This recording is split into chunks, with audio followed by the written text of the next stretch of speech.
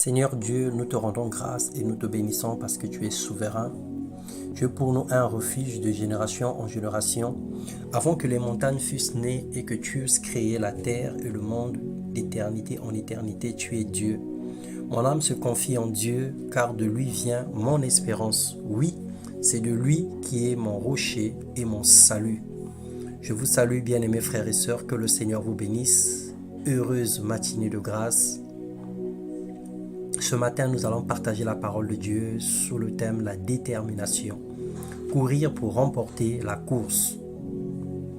Et nous lisons dans 1 Corinthiens le chapitre 9, le verset 24 au verset 27, il est écrit: Ne savez-vous pas que les concurrents dans le stade courent tous, mais qu'un seul remporte le prix? Tous les athlètes s'imposent toutes sortes de privations et ils le font pour obtenir une couronne qui va se détruire. Mais nous, pour une couronne indestructible. Moi donc je cours pas comme à l'aventure, je boxe non pas pour battre l'air, mais au contraire je traite durement mon corps et je le discipline de peur d'être moi-même disqualifié après avoir prêché aux autres. La détermination, c'est l'attitude d'une personne qui agit sans hésitation selon les décisions qu'elle aurait prises. Lorsque nous venons à Jésus, nous renonçons à notre vie du passé et nous prenons des résolutions inhérentes à la parole de Dieu.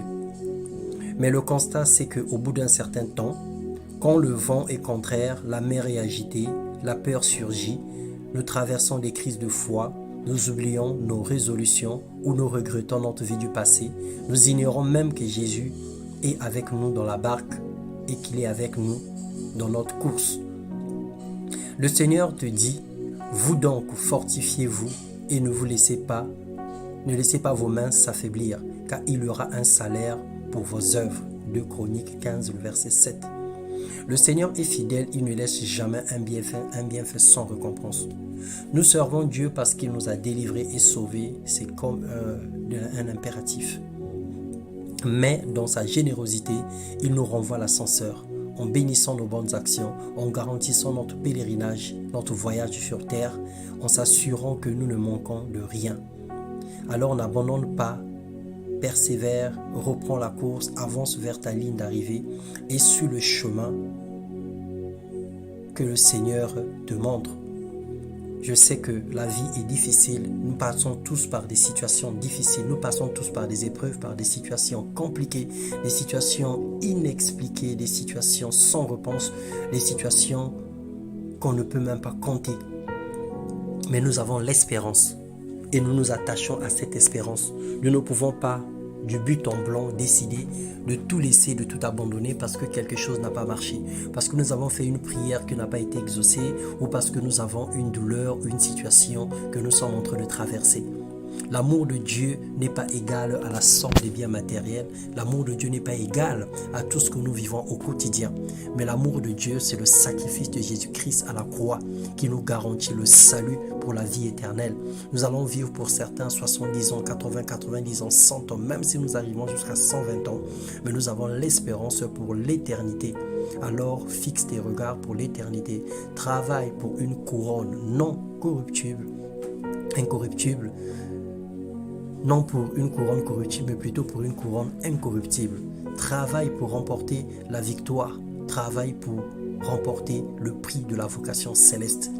Et ne permets pas que la négligence, que les mensonges du diable te fassent prendre des décisions contraires à la volonté de Père qui va t'enfoncer ou t'embourber dans le mal et dans le péché. Que le Seigneur nous bénisse, qu'il bénisse nos familles, qu'il nous garde fidèles à lui. Là où tu t'es arrêté. Là où tu es affaibli, là où tu somnoles, où tu es dans le sommeil spirituel, relève-toi, fais le pas et reprends ta course. Continue à courir jusqu'à la ligne d'arrivée.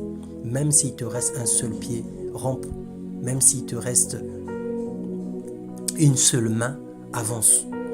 Le Seigneur te récupérera à la ligne d'arrivée. Mais n'abandonne pas, ce n'est pas encore le moment. Que le Seigneur nous bénisse, soyez abondamment bénis dans le nom puissant de notre Seigneur Jésus-Christ. Amen.